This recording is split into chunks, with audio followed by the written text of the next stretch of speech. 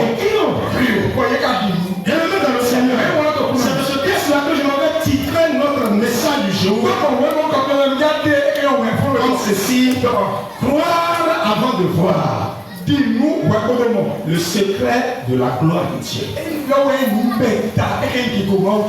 Vous mettez vers ton voisin de la droite ou de la gauche et il est voisin. Croire avant de voir. C'est le secret de la gloire. Voici mon voisin. Croire avant de voir. C'est le secret de la gloire de Dieu. Et je t'invite à croire avant de voir. Alléluia. Amen. Bienvenue dans le Seigneur. Le début d'une nouvelle année est toujours un temps de foi. Un temps de projection. Un temps d'espérance et d'attente. Nous prions, nous proclamons un terme. Nous avons des promesses les uns sur les autres.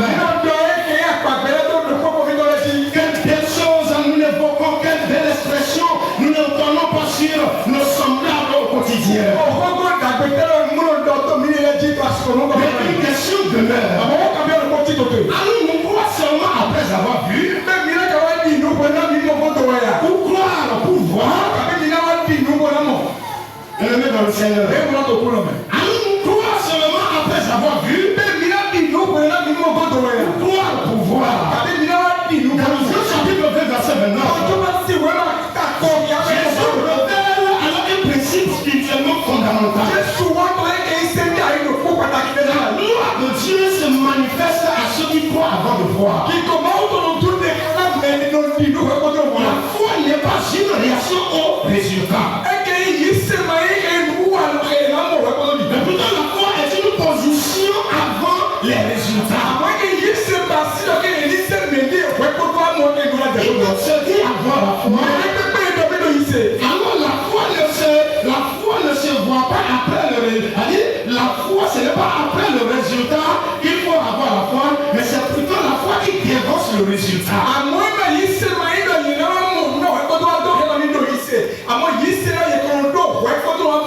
Je suis venu dire à quelqu'un qui me écoute ce matin. Le chemin sur lequel vous et moi nous sommes engagés est un chemin de la foi. Et quand nous parlons du chemin de la foi, ça veut dire que nous sommes appelés à croire. À croire la croix. À croire aux saintes Écritures. À croire à la parole de Dieu. À croire à la réunion. À la parole inspirée de l'Éternel. C'est cette parole-là que nous sommes invités à croire. Et non alors à attendre à ce que le résultat soit là avant de commencer à chercher à avoir la foi. Et c'est toi qui m'écoutes ce matin. Tu es là toutes les fois à espérer avoir, à te retrouver devant le résultat avant de commencer par toi. Laisse-moi te dire que tu es le malheureux de tous les hommes sur terre.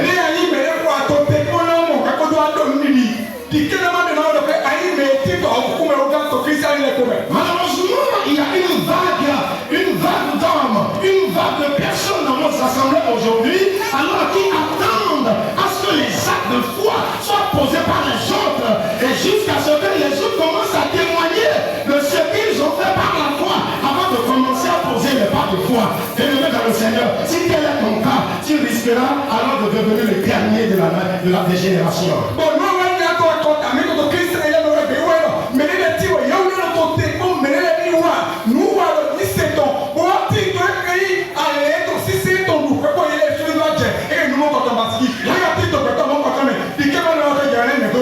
Permettez-moi de vous dire de lever dans le Seigneur. La gloire de Dieu se manifeste dans la vie de ceux qui croient avant de voir.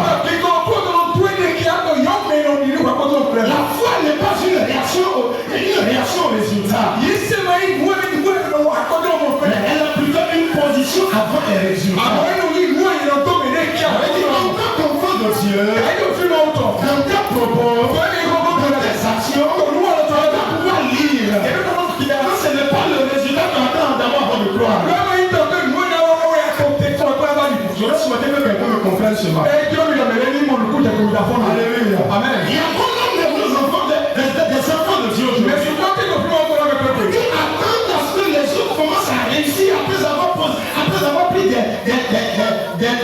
de risque. Mais les gens qui ont mais les volets, ils ont nous connu. Voilà, il y a un point, nous parlons qui s'est tombé. Pendant que les autres ont risqué leur vie. Voilà, mais les gens qui ont fait, ils sont pas prêts à risquer. Il y a un peu de risque, mais il n'y a pas de risque. Alléluia. Amen. Plusieurs attendent que ceux qui veulent risquer n'ont qu'à risquer avant. Mais souvent, quand tu es il y a des compagnies qui vont avoir 3 000 années de temps. Mais vous l'avez beaucoup, non? Oui, on t'en fout. Il y a de la parole du Seigneur. Non, qui est comme on entend? Engagé avant qu'il ne soit trop tard. Non, il sait que tu as pas de raison. Engagé avant qu'il ne soit trop tard. Allez, c'est que tu as pas de raison. Donne-moi un qui a dit. Dans son contexte, il pense que ce soit non. voyons une fois conditionné à la vie. Une fois conditionné à la vie. On dit, on a placé sa foi sur le fait de voir d'abord. C'est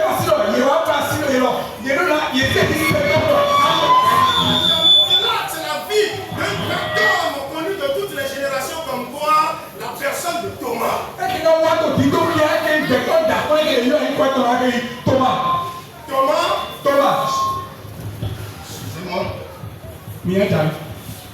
Thomas représente beaucoup de croyants aujourd'hui dans nos églises. Qui est Thomas? Thomas dans les Saintes Écritures. Nous venons de les lire toujours dans Jean chapitre 20.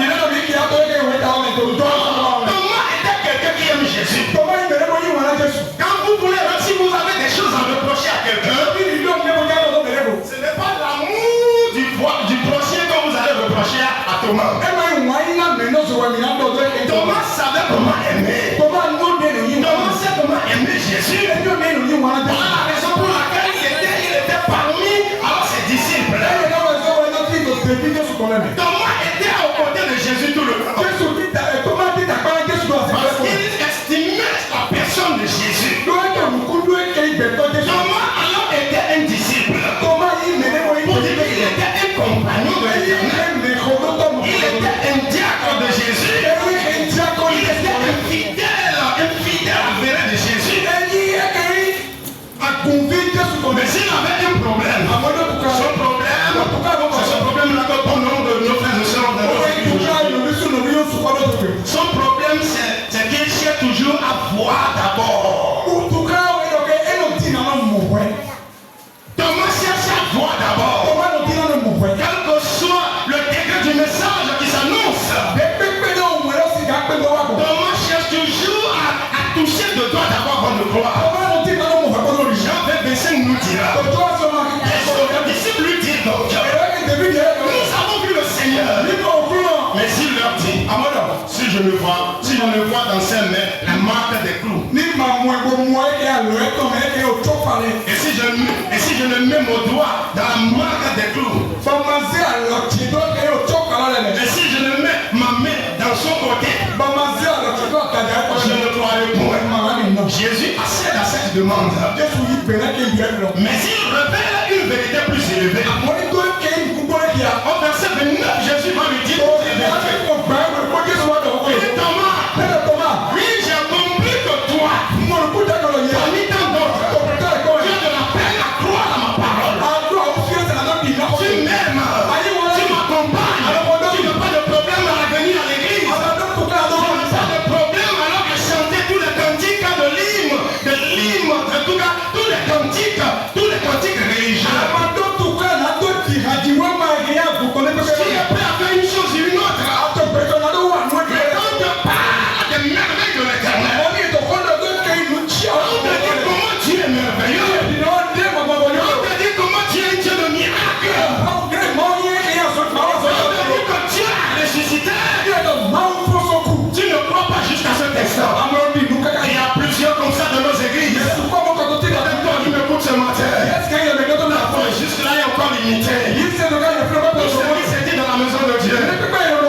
Mais ça qui sort de la bouche des serviteurs de Dieu. Est-ce que Dieu peut faire ça? Est-ce que Dieu peut changer le pauvre en riche? Est-ce que Dieu peut guérir le malade de façon instantanée? Il y a beaucoup de choses qui passent encore dans ta tête que toi tu vois que Dieu ne peut pas faire. Mais moi je suis venu te dire ce matin, en vertu de l'autorité qui m'a été conférée,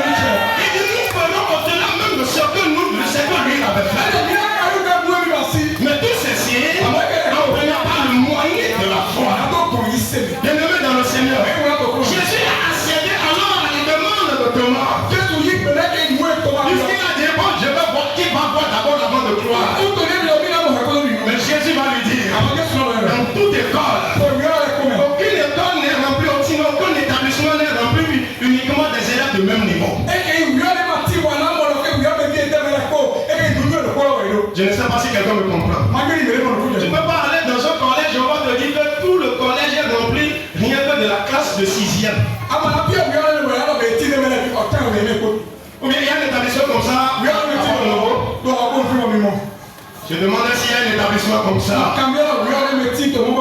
Alléluia. Amen. En tout établissement, il y a une classe supérieure. Même dans la foi, il y a une classe supérieure. Et ma prière pour toi, ce matin, c'est que le Seigneur accorde à accéder au niveau supérieur. Dans la foi, Dieu te positionne à la classe supérieure. C'est que la foi. On n'a pas amen.